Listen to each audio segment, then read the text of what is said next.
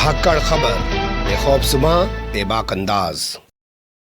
धाकड़ खबर के news room से मैं आपके साथ हूं अकरम रईस खान। मणिपुर में आज जहां दूसरे चरण यानी आखिरी चरण के तहत वोटिंग हो रही है, तो उत्तर प्रदेश में परसों को सातवें यानी आखिरी चरण के तहत वोट डाले जाएंगे। 10 मार्च को चुनावी नतीजे पूरे देश नहीं दुनिया के सामने आ जाएंगे। साफ हो जाएगा, पता चल जाएगा कि 5 राज्य में किसकी सरकार बनेगी, किसकी सरकार नहीं बनेगी। लेकिन उससे पहले ही 7 मार्च को भोंपू मीडिया और उसके दलाल चाटुकार दंगाई, बल्कि अब तो ईमानदार बन चुके पत्रकारों की दुकान सज जाएगी। एग्जिट पोल के नाम पर दावे शुरू कर दिए जाएंगे कि इसकी सरकार बन रही है, उसकी सरकार नहीं बन रही है। लेकिन उससे पहले जब मणिपुर में आज आखिरी चरण का मतदान हो रहा है और उत्तर प्रदेश में जब आखिरी चरण का मतदान बाकी है, तो फोन टेपिंग के मामले ने भूचाल मचा दिया है। महाराष्ट्र से लेकर गोवा तक, गोवा से लेकर उत्तर प्रदेश तक फोन टेपिंग के मामले ने हंगामा खड़ा कर दिया है। लेकिन इतने बड़े हंगामे पर भी भोंपू मीडिया पूरी तरह खामोश है। क्यों खामोश है, ये आप सोचिएगा। लेकिन हंगामा इस कदर खड़ा हो गया है कि शिवसेना के नेता संजय राउत ने कहा है कि महाराष्ट्र के पूर्व मुख्यमंत्री और भाजपा के नेता देवेंद्र फडणवीस फोन टेपिंग करा रहे हैं ताकि विपक्ष की सरकार गोवा में ना बन पाए। ये ठीक उसी तरीके से हो रहा है जैसे महाराष्ट्र में किया गया था। इसके अलावा इस मामले में अखिलेश यादव का नाम भी आ गया है। कहा जा रहा है कि अखिलेश यादव का फोन भी टेप किया जा रहा है। गोवा में कांग्रेस के प्रदेश अध्यक्ष ने वहां के मुख्यमंत्री प्रमोद सावंत पर जो है फोन टेपिंग के आरोप लगा दिए हैं। कैसे पूरे घटनाक्रम को देखा और समझा जा सकता है, और चुनाव से पहले जो फोन टेपिंग की बात शुरू हुई थी, चुनाव के खत्म होते होते फिर से एक बार वो क्यों हो रही है, इस पर भी गौर करने की कोशिश करेंगे। और एक आईपीएस ऑफिसर पर फोन टेपिंग के मामले में कैसे तलवार लटक रही है, उससे भी आपको रूबरू कराने की कोशिश करेंगे। चलते हैं फिलहाल संजय राउत के बयान की तरफ।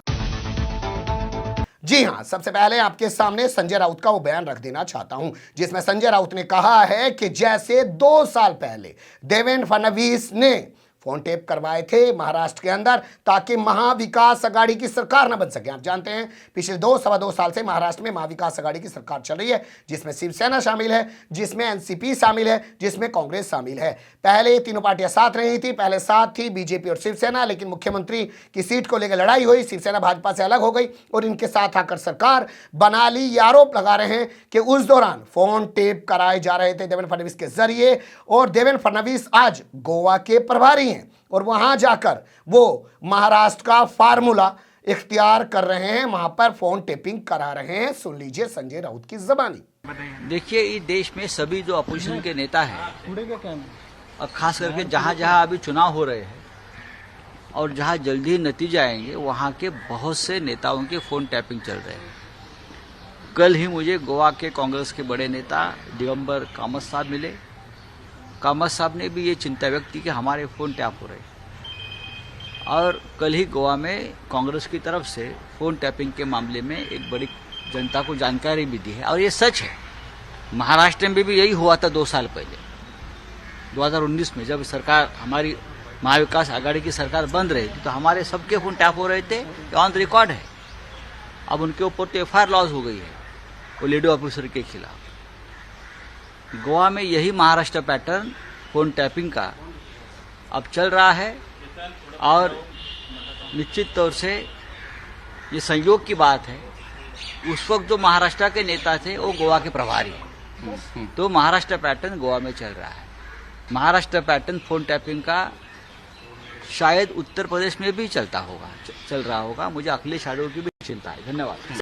सुन लिया आपने संजय राउत को। अब आपने देखा संजय राउत जिक्र कर रहे हैं कांग्रेस के प्रदेश अध्यक्ष का, तो कांग्रेस के प्रदेश अध्यक्ष ने भी बाकायदा आरोप लगाए हैं प्रमोद सावंत पर। प्रमोद सावंत आप जानते ही हैं गोवा के मुख्यमंत्री हैं, और वो एक बेशर्मी के साथ बयान भी दे चुके हैं। बाकायदा सदन में खड़े होकर जब एक लड़की के साथ गैंगरेप हो गया था बीच पे, तो उन्होंने कहा था ये 14 साल की लड़कियां रात को बीच पर करने क्या जाती हैं और माँ बाप इनको जाने क्यों देते हैं, पुलिस कोई बलात्कार नहीं रोक सकती है। इस तरीके का बेशर्मी वाला उन्होंने बयान दिया था। वो फिर से मुख्यमंत्री बनने की जो है उम्मीद जताए बैठे हैं। तो गिरीश चौड़ांकर जो हैं कांग्रेस के प्रदेश अध्यक्ष हैं गोवा से, उन्होंने ये टाइम्स ऑफ इंडिया में छपी रिपोर्ट के मुताबिक, और जिसका जिक्र संजय राउत भी कर रहे हैं, उसके मुताबिक उन्होंने आरोप लगाया है कि प्रमोद सावंत उनका फोन टेप करा रहे हैं ताकि वो सरकार बनने से रोक सके। अब यहां आपको गोवा की स्थिति के बारे में कुछ बता देना ज्यादा बेहतर होगा। 40 सीटों वाले सदन में 2017 के जब चुनावी नतीजे आए तो 17 सीटें पाकर कांग्रेस सबसे बड़ी पार्टी बन गई, लेकिन फिर भी वो सरकार नहीं बना पाई। 13 सीटों वाली बीजेपी ने यहां पर सत्ता हथिया ली। क्या उस वक्त भी फोन टेप किए गए थे? तभी दिग्विजय सिंह जो है सरकार बनाने का प्रस्ताव भी पेश नहीं कर पाए थे और बीजेपी ने यहां सरकार बना ली थी। हालांकि इस बारे में अगर देखें तो बीजेपी का एक लंबा चौड़ा इतिहास रहा है कि वो बहुमत न होने के बाद भी अपने जो नेता हैं उनको मुख्यमंत्रियों की शपथ दिला देती है। आपने देखा होगा कर्नाटक में भी बीएस येदियुरप्पा के साथ ऐसा ही हुआ था, लेकिन बाद में उन्हें रोते हुए सदन से बाहर जाना पड़ा था। ऐसा ही महाराष्ट्र में देवेंद्र फडणवीस ने भी किया था। अजीत पवार के साथ मिलकर सरकार बनाने की शपथ ले ली थी, मुख्यमंत्री और उप मुख्यमंत्री बन गए थे, लेकिन बाद में पूरा मामला टाइम फीस हो गया था। तो क्या ठीक उसी तरीके से जो महाराष्ट्र में हुआ, कर्नाटक में हुआ, फिर से एक बार गोवा में दोहराने की कोशिश की जा रही है और संजय राउत उसी ओर इशारा कर रहे हैं और कांग्रेस के नेता चौड़ांकर भी उसी ओर इशारा कर रहे हैं। अब यहां आपने अगर बयान को ध्यान से सुना हो संजय राउत का, तो वो एक ऑफिसर का जिक्र कर रहे हैं। कौन है वो ऑफिसर, उसके बारे में विस्तार से आपको बता देते हैं। जी हां, उस ऑफिसर का नाम है रश्मि शुक्ला। एक आईपीएस ऑफिसर हैं, वर्तमान समय में सीआरपीएफ की एडीजी हैं। जी हां, सीआरपीएफ केंद्रीय रिजर्व पुलिस फोर्स मोदी सरकार के अधीन आती है, तो केंद्र सरकार की वो करीबी मानी जाती है। डेपुटेशन पे वहां पे गई हैं, पहले वो राज्य सरकार की आईपीएस ऑफिसर हुआ करती थी, उन्हें वहां पे एडीजी बना रखा है और इन दिनों उन्हें हैदराबाद में तैनाती दे रखी है। उन पर आरोप है कि जब वो यहां राज्य खुफिया विभाग यानी एसआईडी स्टेट इंटेलिजेंस डिपार्टमेंट की हेड हुआ करती थी, मुखिया हुआ करती थी, तो उन्होंने देवेंद्र फडणवीस के इशारे पर, भाजपाइयों के इशारे पर विपक्ष के बहुत सारे नेताओं के फोन टैप किए थे। उनके खिलाफ 2 एफआईआर दर्ज हो चुकी हैं। जो ताज़ा एफआईआर उनके खिलाफ दर्ज हुई है वो हुई है मुंबई में। उससे पहले उनके खिलाफ जो एफआईआर दर्ज हुई थी वो हुई थी पुणे में। पुणे वाली एफआईआर में हाईकोर्ट ने उनको राहत दे दी है, 25 मार्च तक उनकी गिरफ्तारी नहीं की जाएगी। लेकिन दूसरी एफआईआर में उनको राहत नहीं मिली है। तो सवाल यहां यह पैदा हो रहा है कि क्या उनको गिरफ्तार किया जाएगा या दूसरे मामले में भी हाईकोर्ट से उनको राहत मिल जाएगी। रश्मि शुक्ला का नाम उस वक्त उछल के सामने आया था जब परमवीर सिंह जो मुंबई के पूर्व पुलिस कमिश्नर थे उनको हटा दिया गया था, उनको होमगार्ड का डीजी बना दिया गया था और उसके बाद उन्होंने सरकार पर बड़ा आरोप लगाया था कि सचिन वाजे के जरिए 100 करोड़ रुपए पर मंथ की उगाही अनिल देशमुख उस वक्त के गृह मंत्री करवा रहे हैं। तो उस समय रश्मि शुक्ला के पत्र भी वायरल हुए थे और उन्होंने दावा किया था कि बाकायदा फोन टैपिंग की गई थी, तो पता चला था कि आखिर क्या हो रहा है महाराष्ट्र में। तो वहीं से वो निशाने पे हैं और उसी का जिक्र कर रहे हैं संजय राउत। अब यहां बात कर लेते हैं अखिलेश यादव की।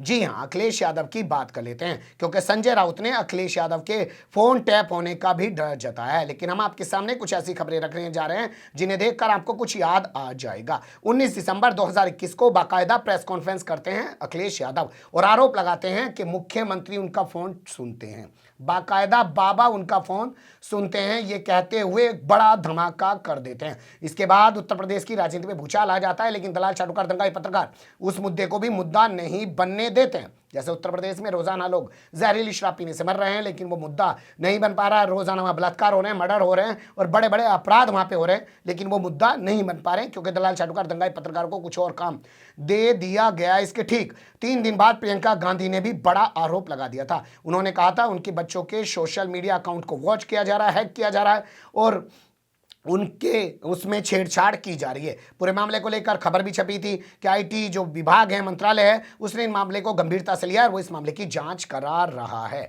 तो जैसे चुनाव शुरू होने से पहले उत्तर प्रदेश में फोन टैपिंग का मुद्दा गूंजा था, वैसे ही अब चुनावी नतीजे आने से पहले फिर से एक बार महाराष्ट्र, गोवा और उत्तर प्रदेश में फोन टैपिंग का मुद्दा गरमा रहा है। और फोन टैपिंग के इस गरमाए हुए मुद्दे के पीछे की क्या कहानी है, ये तो 10 तारीख को जब नतीजे आएंगे ना, या भोंपू मीडिया वाले 7 तारीख को जब एग्जिट पोल बताएंगे ना, काफ़ी हद तक साफ हो जाएगा। आप बने रहिएगा धाकड़ खबर के साथ। फिलहाल कमेंट्स के रूप में आप लोग अपनी राय दे सकते हैं, खबर को लाइक कर सकते हैं, चैनल को सब्सक्राइब कर सकते हैं और ज़्यादा से ज़्यादा हमारी खबरों को शेयर कर सकते हैं। फिर ऐसे ही किसी सुलगते हुए या उलझते मुद्दे लेकर मैं आपके सामने हूँगा हाजिर। फिलहाल अभी मुझे दिन इजाज़त।